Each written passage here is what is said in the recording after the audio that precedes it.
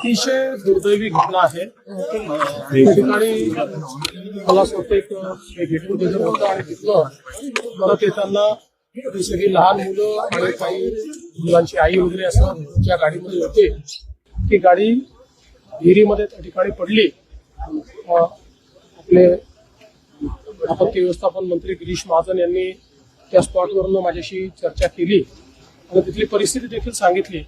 खरं म्हणजे इतक्या लहान मुलांचं असं निधन होणं यापेक्षा अधिक आक्रोश आणि दुःख दुसरं कुठलंच असू शकत नाही। ती जी विहीर आहे त्याला अतिशय छोटा कठडा होता आणि ती कुठेतरी मध्यभागी अशा प्रकारे ती विहीर होती आणि त्यामुळे ही घटना घडल्याचं प्रथम दर्शनी त्या ठिकाणी लक्षात येत आहे। पहिल्यांदा तर या संपूर्ण कुटुंबांच्या प्रती मी संवेदना व्यक्त करतो।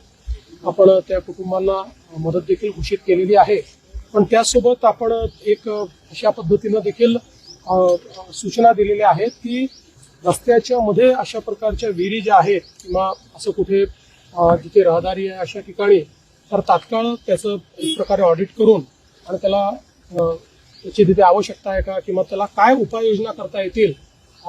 कारण इथे असं लक्षात आलं की भिंत होती पण ती छोटी होती, ती कदाचित मोठी असती तर एखाद वेळेस ते वाचू देखील शकले असते।